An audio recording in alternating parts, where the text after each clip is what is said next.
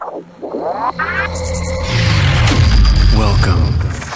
to Epic Dream Music, a podcast about the hybrid universe between electronic music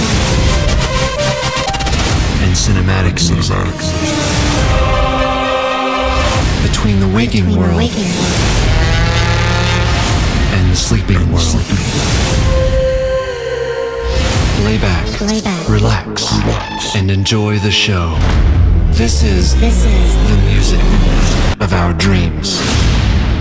Hello. Welcome to Epic Dream Music. I'm Caleb, and I'm here with my epic co-host, Alex. Hello. I'm excited about today's show, man. The guest we have today, we've both been super fans of for a long time, so I don't want to waste any time. I just want to jump right into it. Shall I read the bio? Go for it. All right. Echoes, a Portland duo, fall into a genreless mist of both cinematic post-rock style instrumentation and left-of-center pop writing, paving a new path and style along the way. Often self-referential and coated in bitter romance lyricism, Echoes brings the angst of 2006's emo days and reinvents it with 2018's anti-pop music. They have been working with online promotional mecca Mr. Suicide Sheep and his label Seeking Blue for the last several years. Echoes has seen the fortune of millions of streams, impressions, and eyes on their music. Finding importance in the physical, Echoes has not only seen gains digitally, but they have found themselves supporting large room sold-out tours with electronic acts like Illenium, on the festival stages of Electric Forest, Snow Globe, and more.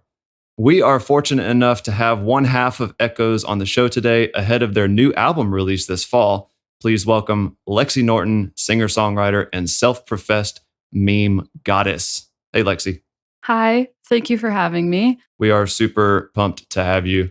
When I found out that our record label, New Dawn, knew you, like personal connection, I was like, no way. Small world. I know. I have known Sam and Camilla and Nestor forever. And so I just love them. They're amazing. I actually used to run social media for New Dawn. So yeah, we go way back. I love them. Lexi, I got to tell you, me and Caleb talked about this on our last episode, but we were both talking about how we both got into this kind of genre of music. And I was telling him how I was really burnt out on the whole like EDM, 2012 EDM scene. And I kind of took a step away from it. And around, I think it was like 2016, me and a buddy were sitting out at a fire and he was playing it was like Spotify or Pandora or something. And Millennium's Afterlife came on. And I was like, dude, what is this song? I need to, figure it out. And I played it for like 2 weeks straight. I just played it every day. And then, and then I ended up listening to all this other kind of music that I didn't really know. I wasn't really tracking like the scene at that time. And that inspired me to make any kind of music that was similar. And that's kind of what launched me into this type of music that we make now. So you are like the direct inspiration. Wow. That is like that's crazy. That's awesome. I'm honored. That's really cool. Yeah, that's really crazy. And so to have you on the podcast today is an awesome experience. Oh, thank you. That always, I feel like that's why part of the reason we make music is to inspire other people to do the same and to feel, like they can create from their soul. And like, it's crazy to me. I feel like it will never not be crazy when people tell me that I inspire them. I'm always like, whoa, really? Cool. So thank you for saying that. I really appreciate that. Yeah. Thank you for being on. Okay. All right. It's my turn to fanboy. So I actually was introduced to Echoes through a friend of mine, and he was like, hey, have you heard this group? I was like, no. And he said, you should check them out. And I think the first song he showed me was Silhouettes. Yeah. Silhouettes. And I was like, oh my God, this is a banger. So then I just binged the rest of your music and I've been a fan ever since. And then, of course, I got into, because at the time he showed me, I was into EDM at this time and, starting to make it. And so I came across Illenium and then found out that you were featured on there. And it was just like, oh, cool. So yes, I agree with Alex to have you on the podcast it's almost full circle. It kind of feels like, I don't know, this whole journey for our brand has been weird because it's been a super small world, just like people that used to be in my hometown as DJs. They're connected to New Dawn, and then New Dawn's connected to you, and we're here. We are. Yeah, I feel like the music industry is a very small world. So the way that I met Sam and everyone at New Dawn was through Tal, because Tal and I had just done a song. I think it was Rainfall in 2013, 2014. And he was like, yeah, my friend Sam is going to come up and visit. And we all just like instantly clicked and became like super close. And I grew up pretty close to where Sam and Camilla are. So we were all like, well, we all live in the Northwest. We should just like meet up and work on stuff together. And yeah, I mean, they're amazing. So very small world. I feel like even now still I'm like meeting people that know friends of friends of friends. And I feel like it's a cool community for sure. Well, I still haven't had a chance to fulfill my promise to New Dawn and come out there and visit them. So whenever I do that and meet them in person, maybe we can work it so that you can visit too. Heck yeah, I'm always out there. I'm out in California now, but I go out to the Northwest all the time. But yeah, that would be fun. Yeah, the Northwest that's where I grew up. So my soul is there. It belongs to the Northwest. So yeah, I love it. It's beautiful. I can't say enough about it. So I feel like part of my soul is there too, even though I've never been there.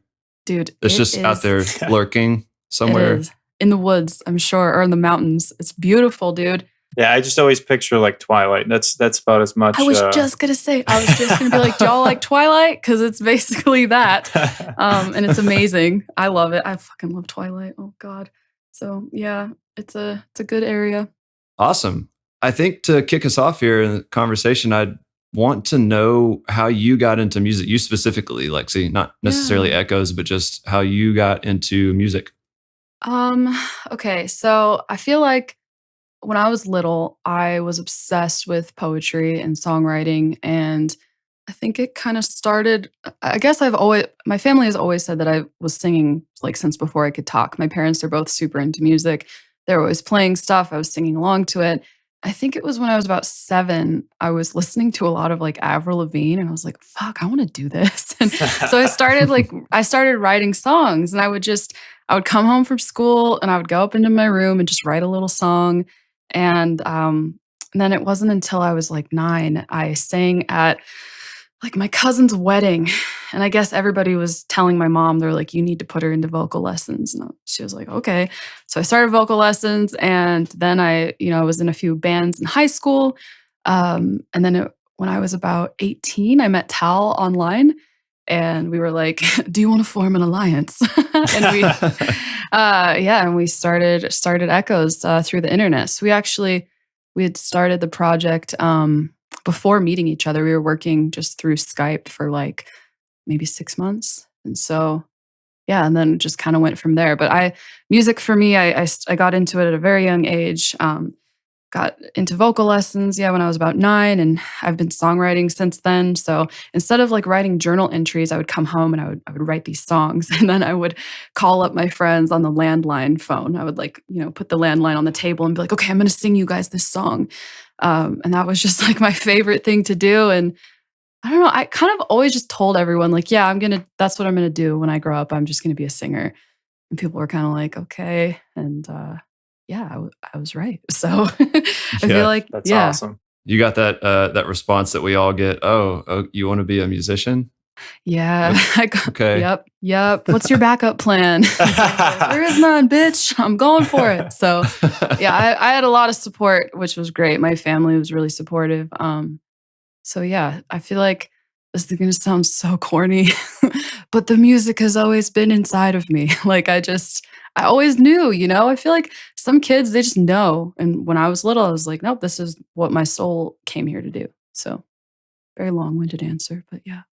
Oh, that's what podcasts are for. Cool, because I talk a lot. And I always fucking do this before podcasts. I'm like, don't do this. I get a 20-ounce latte, and then I get really caffeinated. So any other podcast you've ever heard me on, I'm literally talking about how caffeinated I am. And I don't know. I think it's because I'm kind of a shy person. So I'm like, oh, well, the caffeine will like bring me out of my shell. But then I don't shut up. So Yeah, I do the same thing. Maybe I should. So I'll avoid caffeine in the future, Alex. That way you have a chance to say something because it'll do the same thing to me.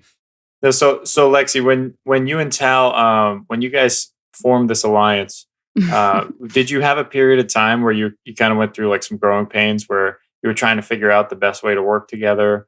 And did you have any songs that you originally came up with that you kind of keep buried like in the basement? Yes. Yeah. So the funniest story of like how we found our workflow, and we always talk about this. Since I met him online when I was like 18, my mom was like, "Who's this dude? You can't go and meet him until I talk to his family." So my mom like called his mom to like make sure that it was cool. And yeah, and then I flew out there and we started writing together. We played a show together the first day that we met, actually. Whoa, nice. It was pretty funny. We put it together so last minute. Like I was literally singing it in the car on the way there to like try and practice. So that it was we did have a couple songs. We had this one that never came out that was it was cool. It was kind of corny. So our workflow is very just like I had a few demos lying around, he had some demos lying around, and I would send, the vocal over to him and he would produce and then send it to me. Or he would be like, yo, I have this track. Do you want to write something to it?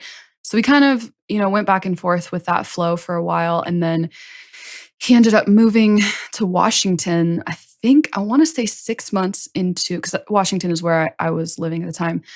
So about 6 months into working together, he was like, cool, I'm going to move out there and, we'll do this. We can work in person. And he actually moved in. I was living at home at the time too. He moved in with me and my parents. And we just worked on echoes every day out of my childhood bedroom.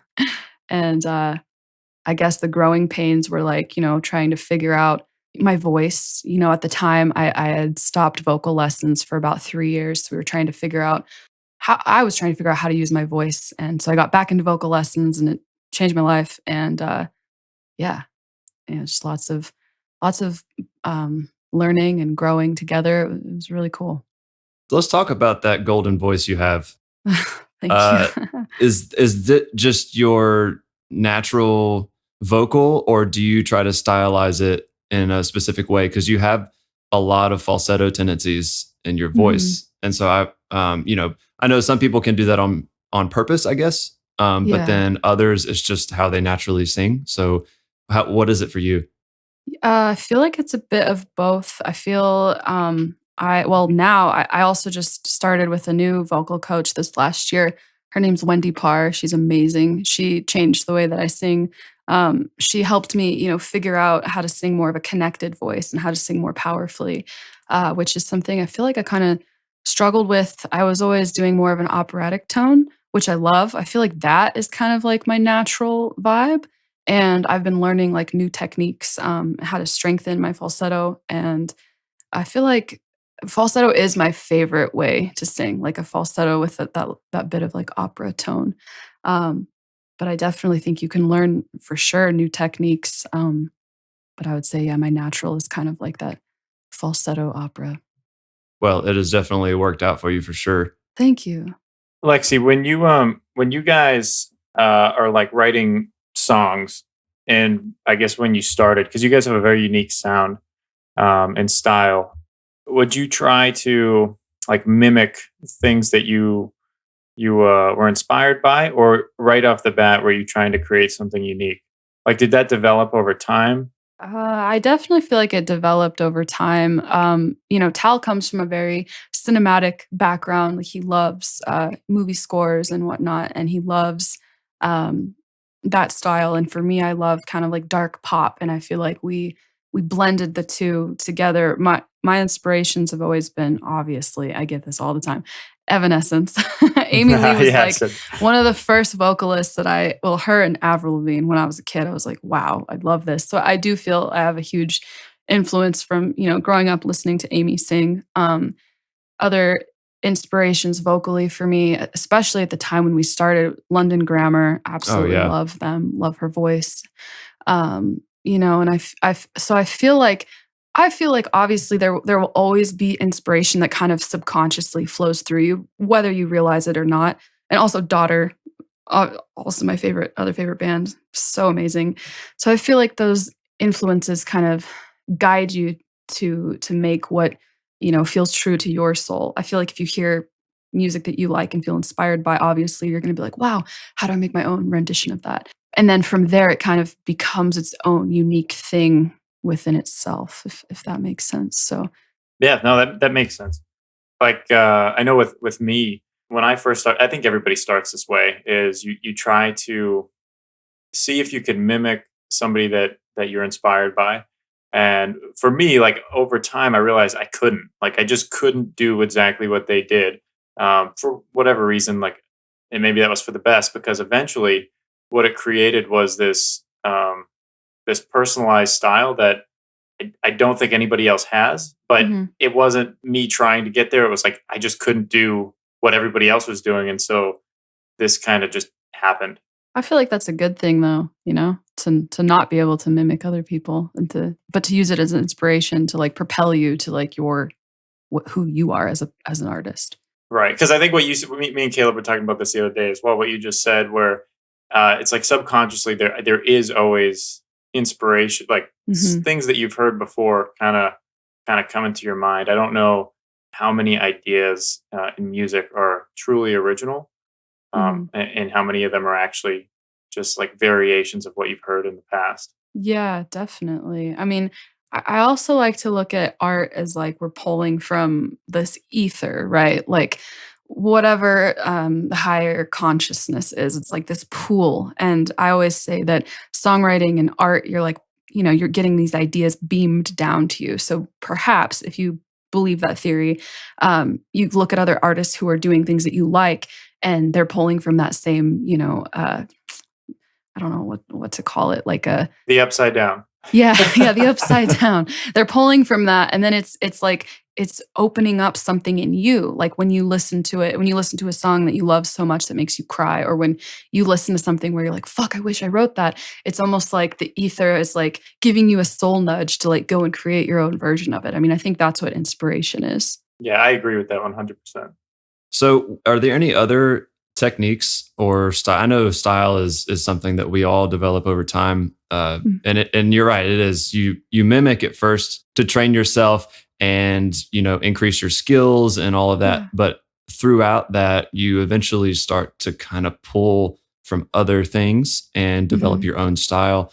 So I got that part, but are there any techniques that you use over and over again, or anything that you would say is signature to Echoes? Ooh, I feel like it's hard to answer when it's you, because I don't really know. I feel like to me, it's just like this innate thing that I'm doing, so I'm not really thinking about if I'm doing anything that is signature to us or on purpose. Like I feel like when I'm writing, I usually am writing because I'm sad. Like for me, songwriting and singing is truly a healing experience, and I think people feel that in our music, and maybe that's what is uniquely Echoes, but I feel like a lot of people do this. It's a beautiful thing to feel something and sit down and write from the purest parts of your soul. It's like I have to write because that's how I heal from things, and that's how I grow and how I learn.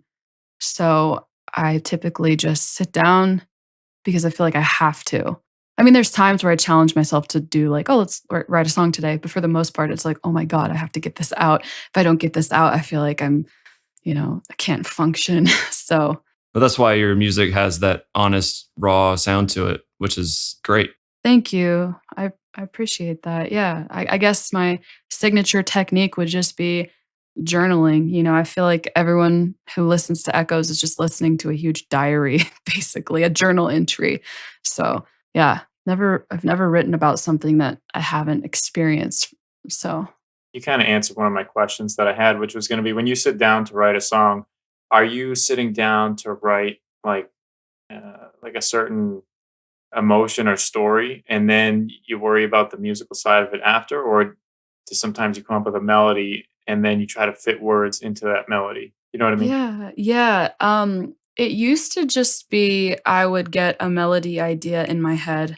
Like literally Saints, I was driving in the rain and that melody came into my head, and I was like, oh, fuck. And we'd already had the track for that, the demo track for that, because we actually wrote the demo for Saints before our LP that came out in 2016. So that had been like sitting around forever.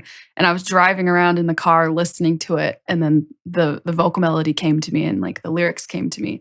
And then I co-wrote that with my friend Charlie, and we dissected the melody and went from there. So it can start either with, a melody idea to a track, or I'll literally be washing the dishes and a melody will just come into my brain from nowhere, which is why I think that the ether is literally like beaming down ideas to artists. Essentially we're these like channelers. And so, and then I'll be like, fuck, I have to stop washing the dishes and go upstairs and like plug in my guitar and like write something. So it kind of comes from all over the place. I guess it just depends on the day. This is starting to sound more and more like the Avengers. So the reason Echoes is together is because Tal called you up and was like, hey, I'm putting together an elite team of individuals. Yeah. And Yes. and then you're talking about the ether beams down your resources. I'm just saying. I probably sound crazy, actually. I admit that it's the coffee, dude. Every time. Like, seriously, I'll have to send you other fucking podcasts I've done. You'll be like, God, it's just a caffeine thing. I even told myself this morning, all right, no latte until after. And what did I do? The first thing I did is I went to the coffee shop by my house and got a fucking latte. I did this. You're talking a latte. I know. I am sorry. That was a good pun, too. That was a good one. Just kidding, but not really. But it's good because it's a podcast and it's allowed. Podcasts were made for overly caffeinated, talkative people like me, which even without the caffeine, honestly, I don't know who I'm kidding. If you know me, you know that I never shut up. Like, I just always have a lot on my mind and I'm always talking. Well, it's good. It's better than awkward silence. That's true. That is I think true. that's the best time of day is that post coffee or post caffeinated like hour or two. And I think also with music, it's big. Like being caffeinated, I think ideas come to you a little bit quicker and easier.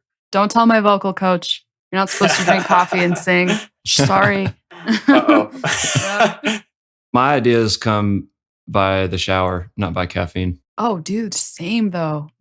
The shower is a fucking creative portal within itself. Like, so many songs have started there. Wow. It's the gates to the ether.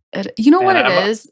I was going to say I must be doing showers wrong because it seems like I'm the only one who just sits there and reflects on, on all my shortcomings. I'm going to keep tabs on you now and just say, I'm going to text you and be like, Alex, did you shower correctly today? Did you shower correctly?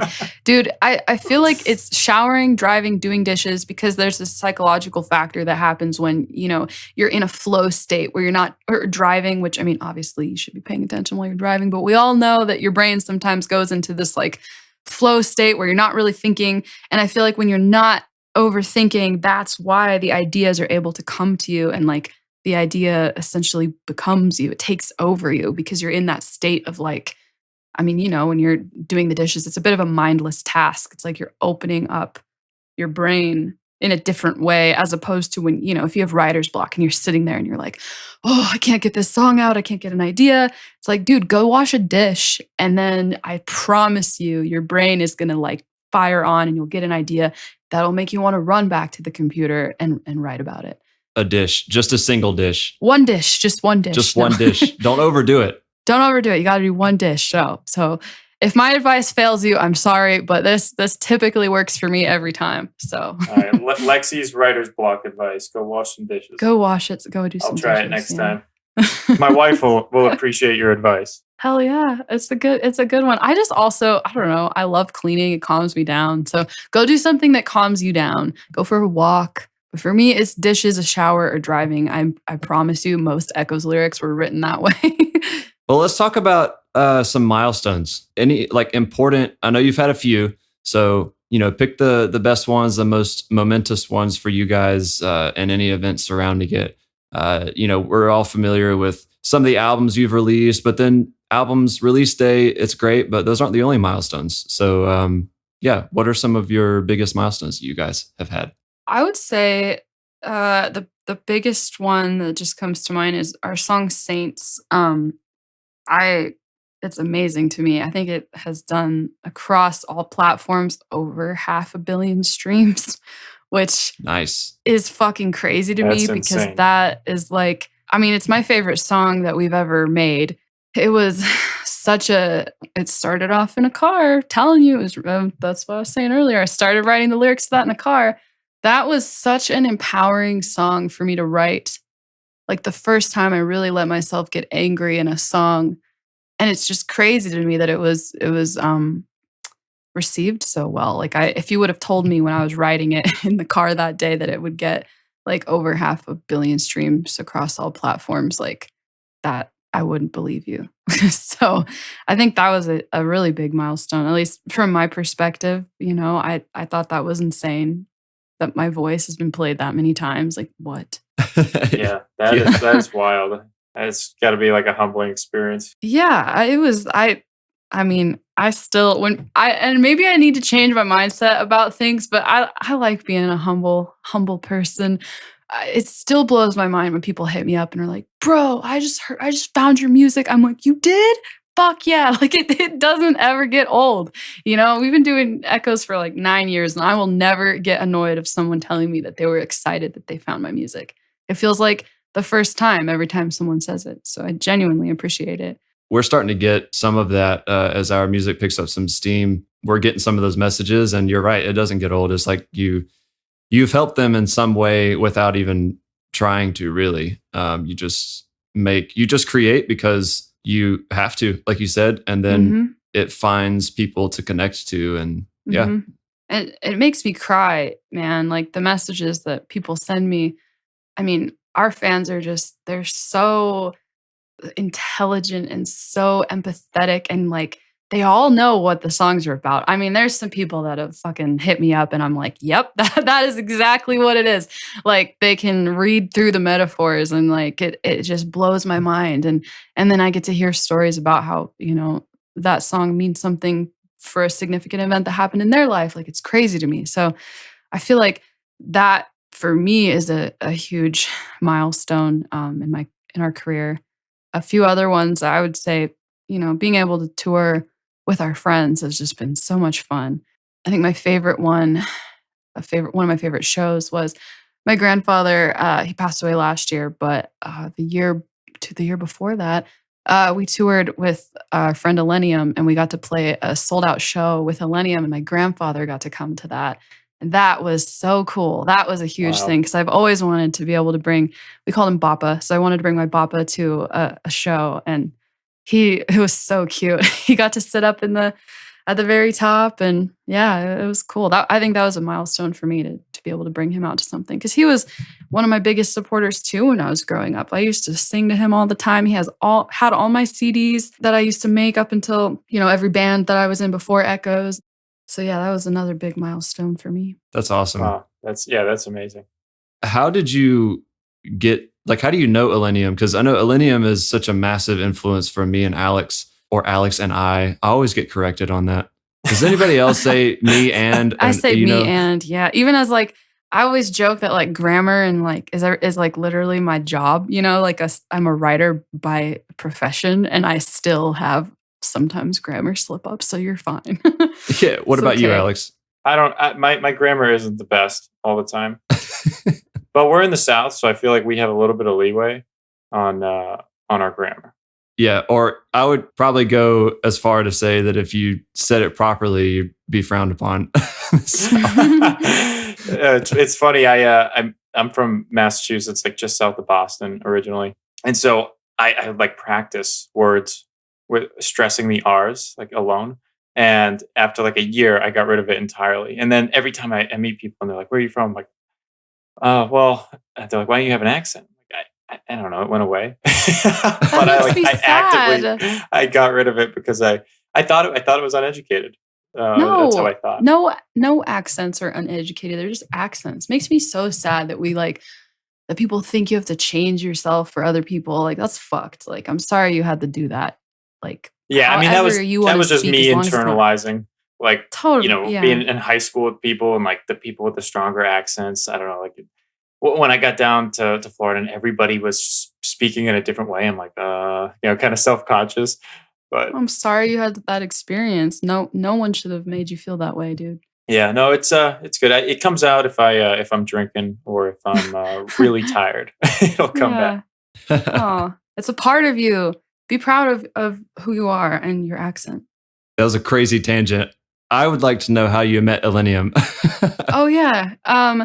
So back when everybody messaged each other on SoundCloud, because that's how me and Tal met. We were releasing it was SoundCloud. We were both releasing music on, it was dubstep.net at the time, EDM.com now. And he was like, yo, I heard your song. We should make something together. And I was like, yeah. And then I got a message from Nick on SoundCloud, and he was like, hey, Lexi, you probably get a lot of messages. My name's Nick. I go by Illenium. Do you want to make a song together? And I feel like I actually didn't see that message until after I'd met Tal. And Tal knew Nick through, they were both just kind of in the same world. And he was like, hey, my friend Nick wants to make a song. And that's when I think he remixed Don't Let Me Go before we made Afterlife. Yeah. So he did the Don't Let Me Go remix. And then I remember checking my messages and being like, oh, he had hit me up like 6 months ago, and I feel bad I never checked it. And so he did the Don't Let Me Go remix. And then from there, we wrote Afterlife together. So I had met him through just the grapevine, I guess. And such a nice human, really cool person. So that was when he had like a couple of songs, a couple of remixes, and was working on his Ashes album. Yeah, I think it was even before that. Like if I were to look way back, I mean, I feel like it was like 2012, 2013-ish. Wow. So yeah. Yeah, and I remember he sent me a message, and he was like, he was playing at this small venue, and he was like, I'm sorry, there's not a lot of people in the crowd, but the next one there will be. And I was like, hell yeah, dude. Like, I don't mind. And it was this like little like video he had sent me on just an iPhone video of him playing out the remix. And then boom, he skyrocketed. And I was like, I knew the next video he would send me would be a big crowd. And so it was just cool. I remember him sending that. I was like, dude, it's all good. Is it like surreal now, seeing him like pack out football stadiums? Oh, it's awesome. I'm stoked for him, you know? It's really cool. Yeah, anyone achieving their dreams is like the most inspiring thing ever. So yeah, it's really cool. It's awesome to see. I love watching people's careers just like, you know, go to all of the heights that they've wanted and more. It excites me for them. Yeah, it's crazy to hear him start out just like we all start out. Like I couldn't imagine Illenium messaging somebody that way today. Like, hey, I'm sure you get a lot of messages, but I was just wondering. Dude, Nick is such a down-to-earth person. He's rad. I feel like everybody that I've worked with and that I've met is so down-to-earth, so nice. Like I would message somebody I want to work with that way. I'm shy. So I'm always like, hey, do you want to work together? I'm a shy person. That's another thing I was going to ask you earlier was how big would you say a role relationships are? Like, being able to build relationships and friendships in not just the music side of things and collaborations and stuff, but from the like more of the business side of things and your success as an artist. Like how important would you say relationships have been for you? Dude, I'm such a relationship person. Like if we don't connect on a friend level, then what's the point? You know, like I think it's a beautiful thing to have a friendship with whomever you're working with. Otherwise, it feels kind of stale or like empty, you know? So I always want it to feel like I also feel like I'm one of those people that I'll just tell you my life story when I meet you. I don't know if that's a bad thing. I feel like we're all gonna fucking die, so you might as well connect, right? Like I don't want to tell you, you know, some mundane bullshit about myself. I'd rather talk about like, I don't know, what makes me cry. So I feel like I'm just a very open, but I'm shy, so it doesn't make sense. It's kind of like a what's the word I'm looking for? Like a coping mechanism? Bro, could be. That's not what I was going to say, but it could be. Yeah. Part of me sometimes wonders, I was just talking about this with one of my friends the other day, if like the oversharing is like a trauma thing, but I also just love talking about life and like the depths of life. And so God, long-winded answer. You can totally cut parts of this because I feel like I'm just rambling. No, So you're I'll, just it's honesty. You just feel like you don't have to put on a face. yeah, so short answer, I think relationships are really important. For the most part, I would say every person that I've worked with is already a friend before, or the process of us working together, just like we become friends.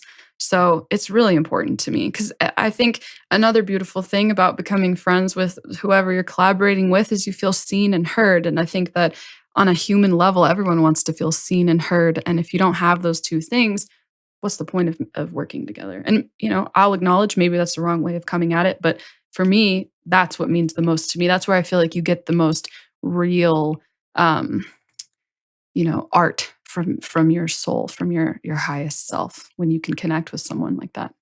Yeah, there's a mastering engineer that lives in Charleston that I'm friends with, and he told me one time, or his philosophy on business relationships is if he can't have a beer with them, he doesn't work with them.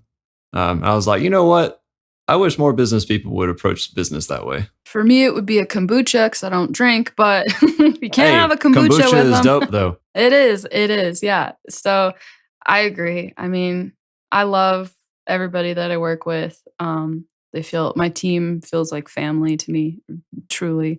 So that's a very important thing. And I'm just a very, relationships just mean a lot to me. I like that. Yeah, that's awesome. And because I'm always thinking about like, I think of what a lot of aspiring artists always want to know the most about people that are doing well and successful. Is like Yeah. how did they get there? And I think a lot of people make the mistake of thinking that you just have to like grind and grind and grind and work on your music yourself without looking at the fact that you probably need uh, like a team. You need people to work with, and you need to be able to build relationships with people. It's not going to be something that you can just do on your own. And I remember I made that mistake. Like I used to, try to collaborate with people all the time without actually developing a relationship there. And Yeah. in the end product would show that it would be, lacking that that substance. And I don't know, it's not as fun. And yeah, it's clear that it's just like a business collaboration.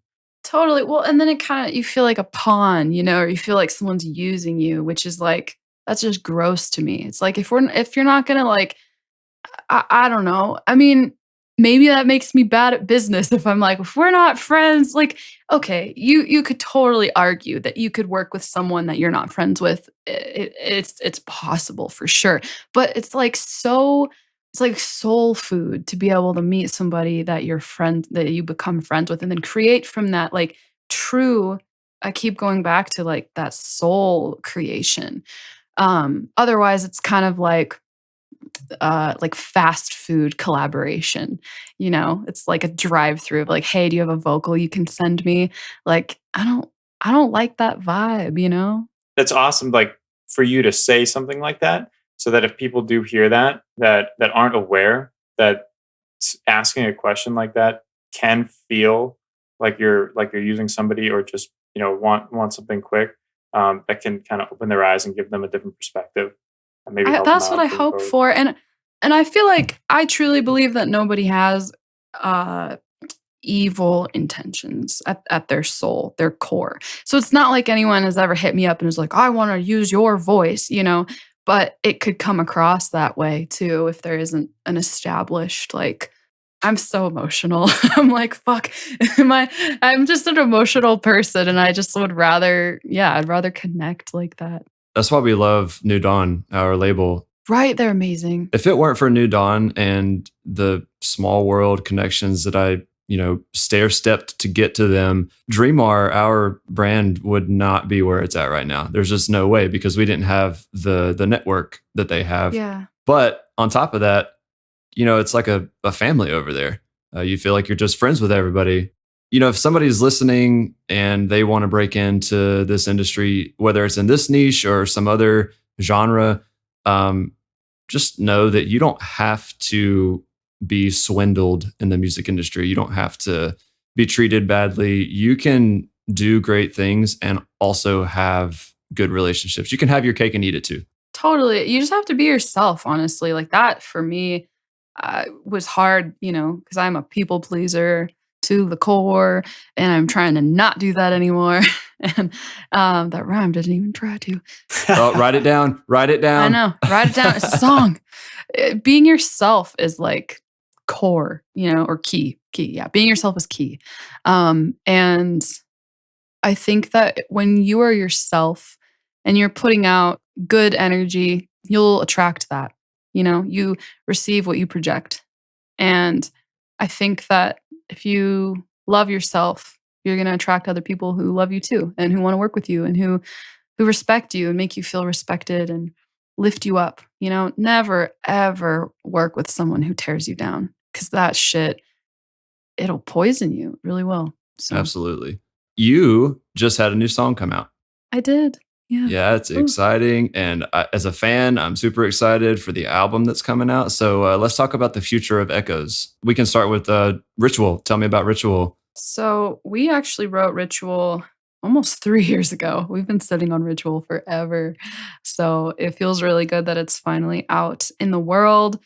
I'm trying to think of how we met away. Dan, can't even remember how we met. It's almost like I feel like everybody, it's just we all know each other. We've all always known each other is what it feels like. So we had always talked about collaborating with him. And finally, I think one day Tal was like, hey, can you, we need to get this song going with Dan. Do you have any ideas? And so I remember just sitting down and writing the vocal and sending it back and forth. And we kind of went from there. And the song was born. I think we cut the first round of vocals at the studio in Tal's house that he had 3 years ago. Yeah. And then I finally, I was saying I had learned a lot of new vocal techniques with Wendy. And so I recut the final vocals after working with Wendy, probably like 6 months ago. So yeah, it's been a long time in the making for this song. So what made you guys for if you wrote it 3 years ago, what was the reasoning for kind of sitting on it like that? Was it were you just waiting for a good time to release, or? I think at the time, honestly, I don't fully remember. I think it was because at the time we were working on Even Though You're Gone, our album we put out in 2018. And we were so busy with that. And then Dan's schedule was really busy. And then finally we were like, hey, we should like actually put this out. I think it was just, there wasn't really a reason for it. It was just kind of like, I feel like that happens, sometimes songs just are sitting around for a while. And and we finally were like, well, we have time to release it now. So we finally put it out. And I'm so excited that it's finally out in the world. Yeah, that's awesome. I thought it was a great track. It is. It's phenomenal. Thank you. That feels so good. It's such a cool feeling that people think that, because there's times where I can be really hard on myself. Like I am the meanest person to me that anyone has been. Like I'm meaner to me than anyone else. It's fucked. And I'm really trying to change that. And I remember probably a month ago, I was listening to Ritual and I was like, I suck. This performance that I gave fucking sucks. Like I was just, I don't know, just fucking being so mean to myself. And then it comes out and everyone is like, this is amazing. Your vocal performance is great. And I'm like, dude, why do I do this to myself? Like, why am I so mean to myself? It's awful. And I feel like if you are your own worst critic, that's hard. That's how you can get in the way of yourself. The self-hatred shit.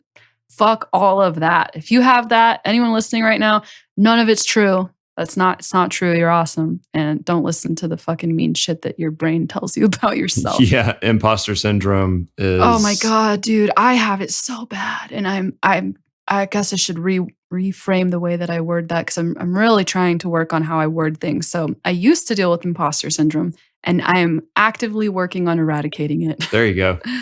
Thank you. I think that's natural with any kind of like creative work, because I know I've felt the same thing so many times where like you start over analyzing your work and you get to a point where you're like, you know what, just forget this. And then I mean, if you do ever get the chance to show people, then they'll disagree. Yeah, I think that's just like part of being creative. I mean, imagine if I like hated my performance so much that I was like, "We're not putting this out." Like how dumb would that have been, right? Like, so you gotta sometimes just like trust the people around you, because I'll get in my head super hardcore about my performance, and like Tal or my managers are like, dude, you sound so good. And they're not gonna lie to me, And so uh sometimes you just have to trust people around you, because when you're so close to a project or a song or a performance, whatever it be, you can become your own critic. That's another good reason to have a support network. Oh yeah, dude. And I know some people who think, doing everything on your own and like alone, I mean, it's really admirable for sure. But I think on a human level, and I always go back to the human level, primal level, humans need other humans to feel joy, to reinforce joy. Um, and so I think having people around you who just support you and lift you up. Because like I was saying, you don't want to be around people who tear you down. But if the person who's tearing you down is yourself, that's a fucking problem. So I'm actively trying to change that, because it's way less fun if I'm mean to myself. I also think it's important to find people that you can bounce your ideas off of, or like things that Totally. you're working on that Yeah. can give you a response that has some substance. Like I have some friends that sometimes will send things to, and it's the same thing every time. It's like, sounds good. Yeah. So then I You're don't like, know. no, but why? What do you like about it? What does it make you feel? Did you cry? Like, you want to know Yeah. those things. Yeah. Yeah. So those aren't the greatest to like to bounce ideas off of, because then you're going to start to, I think, overanalyze your work a little bit. But if you have people that can give you like good, honest feedback and kind of pick into the details, that those are the best people. I agree. I definitely have a lot of that in my circle, and I'm really grateful for it. I know that you probably can't give too many details on the album that's coming out, but give me all you can. So we've been working on this new record for about 2.5 years now. And I'm excited. So I always say, Tal and I both say that our favorite song we've ever made together is Saints, but there's one on this new record that we made together that it's our favorite song. And I feel like it's not what you're gonna expect it to be. I mean, maybe it will be, but yeah, this new album is it's definitely it's really close to my heart. I think this is the first time that I've written about my relationship with myself and my mental health. Most of our music has been about, failed relationships and unrequited love. And yeah, I don't think there's a single song about a boy on this new album. That's all. I think a lot of people can relate then, or will be able to relate with the album. Yeah, I hope so. I'm really stoked about it. Like there's so much I want to say, and we're working on a lot of really cool things for you all, to be able to experience the album in its fullest. And it's been so fun. And we've had so much fun working on this body of work, and I'm really proud of it. Tal's really proud of it. Can't wait for it to come out. What's the release date? Oh, we don't have one, but Oh, okay. yeah.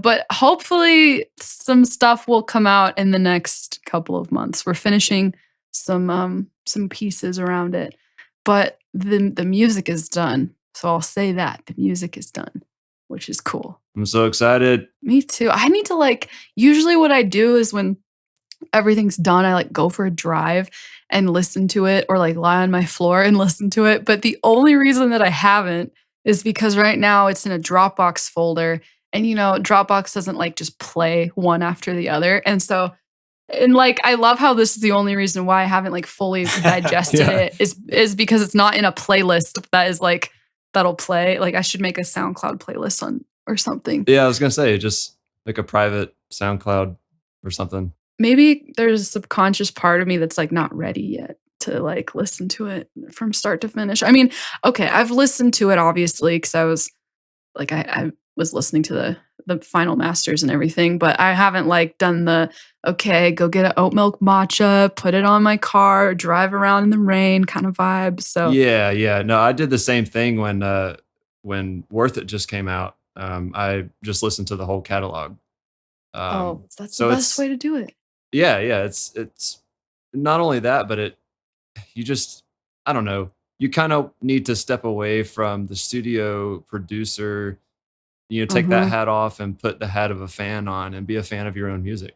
Dude, when Even Though You're Gone came out, like the release day, I was a fucking wreck because that was like a diary. That was a big diary entry from start to finish. And I remember lying on my floor naked next to a heater because it was December, it was cold. And I was just sobbing, listening to the record from start to finish. And it was like such a human experience. Like, and I just remember feeling like I was almost having this like exorcism of like just all of that pain like being lifted from me, like knowing like, okay, it's not mine anymore. Like I don't have to hold on to all of this anymore. It can be whatever it needs to be. It can help whoever it needs to help. So release days for me are usually like really emotional. That's awesome. I think people underestimate the power that music has, and we take it for granted because we listen Oh to my it, God. every day doing whatever. Dude, I still cry to so much stuff. Like when people send me music that truly resonates with me, I mean, I feel like music just, it touches a part of my soul that just brings tears to my eyes. I don't know. It's such a healing thing, especially being a vocalist. When I hear other vocalists, like I can just feel their pain or whatever it is that whatever emotion it is that they're putting into their work. And I get full body chills. It's amazing. Alex, do you have any more questions before we jump into the lightning round? I do. I was going to ask, when you guys are working on an album, like before you start the album, do you kind of like establish and say, "Hey, we want to make an album, and we want it to have this overall theme or like consistent theme, and it kind of tells a story throughout," or do you come up with individual songs, and after a while you say, "This is kind of where we've been trending with these. We might as well, make this an album and add a few more." Like, is it like before it starts, do you make a plan for an album, or is it just like kind of come about? I feel like okay, so we have different methods. So I guess this is a method that I will share it. I feel like a lot of people do this. It's cool. The first LP album that we put out in 2016, our self-titled EP, LP, whatever you want to call it. We were doing a songwriting challenge, one song a day for 30 days.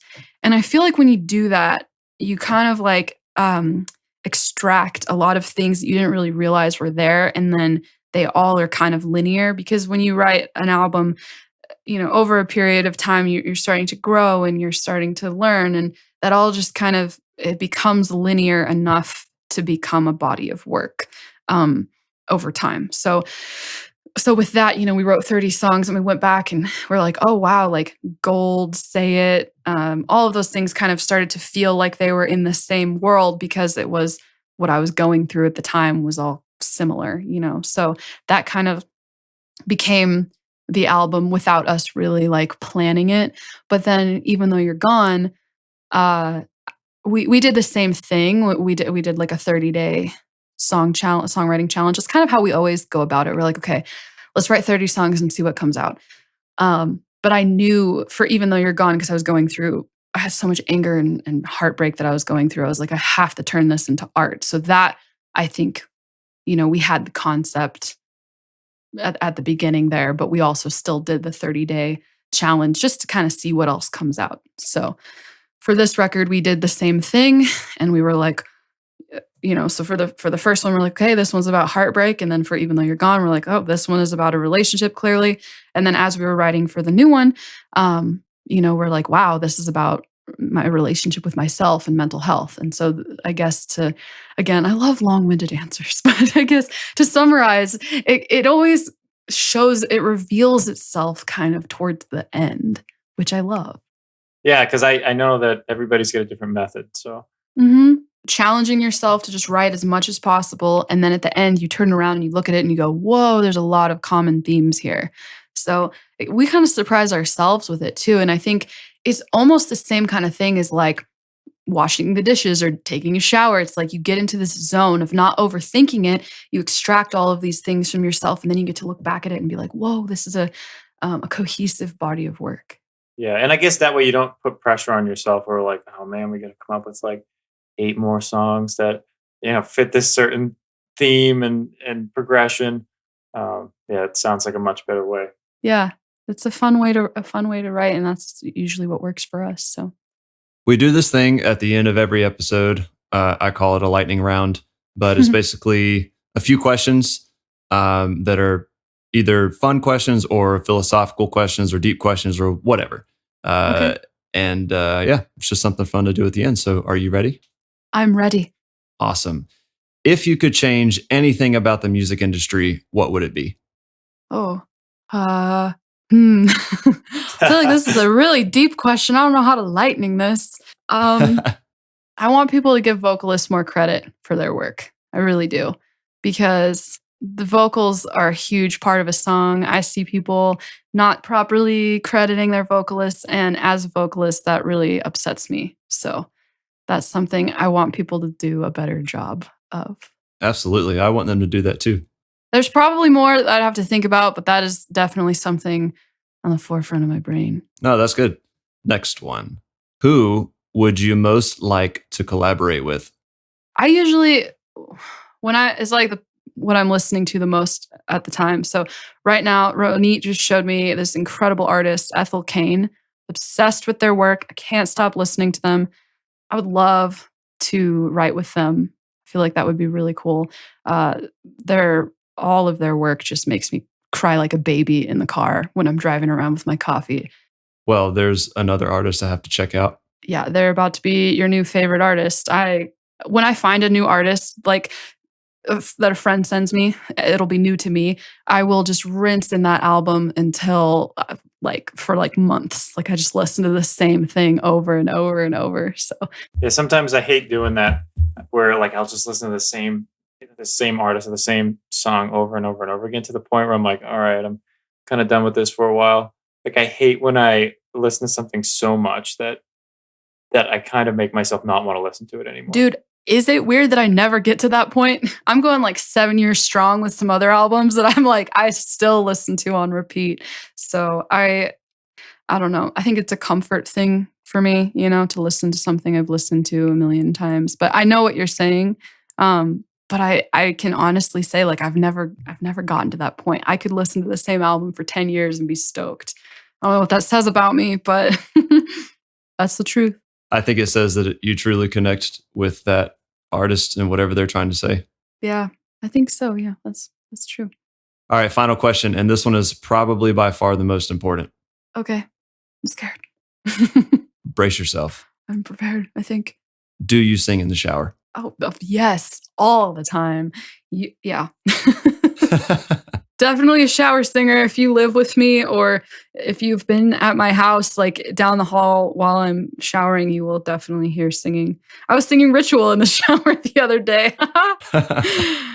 Yep. Yeah, I actually, I don't sing in the shower that much anymore. I actually whistle. Oh, really? Is that weird? No, that's not weird. I have a couple whistle friends, and I'm like, how do you whistle so well? Like it's like its own skill. Yeah, my wife is like amazing whistler. And she'll start whistling things, and I try to chime in, but I'm a horrible whistler. I can only whistle sucking in, like I can't do it pulling out. So it sounds horrible. She's like, you know what? Just stop whistling. I'll do it. Dude, one of my best friends, her name's Sam. She is like the best whistler. I'll have the text her of like, Sam, I did a shout out for your whistling. She's just so good. It's like beautiful. Like anytime we're together, she'll just be whistling a song, and I'm like, wow, this is beauty. You should use her whistle on a track. Dude, if we ever need whistling in a track, I will absolutely reach out to her. Well, Lexi, thank you so much again for being on the show. It has been an honor. Ever since I was introduced to your music, I was like, it would be awesome to just meet them, talk to them, pick their brain, all that jazz. So here we are. Y'all are going to make me cry. Thank you. I'm truly honored that you guys wanted to ask me bunch of questions about my art. Talking about my art is probably one of my favorite things to do. So I really, really appreciate the opportunity. Thank you. Yeah, no, it's been fun. Yeah, and I know like for a lot of people like that really have like their favorite artists, you want to know more about them. Like you want to know as much as you can about just like who they are outside of Yeah, music as well. And I think the totally. more content out there that people are able to consume and kind of get a feel for like who you actually are, people love that. Yeah, I know I love that. I love watching interviews of some of my favorite artists. It's fun because then, you feel you can connect to them beyond the music too. And it's like, they can inspire you in multiple ways. So hopefully I can do that. I always just want to inspire people to love themselves and to be true to themselves because I think it's really, really important and everyone deserves to love themselves. So If you don't know who Echoes are, go search them, Google them. They're everywhere. They're awesome. They're amazing. They'll change your life. So just take my word for it. And also, Ritual just came out. So go stream it, YouTube, Spotify, whatever your jam is. And stay tuned for that album that's coming out. We don't know when it's coming out, but it's going to be this year. And soon. it's probably going to blow our minds. So, I hope so. And if not, that's okay too. yeah. Lexi, thank you so much for being on the show today. Yeah, thank you so much. Of course, thank you.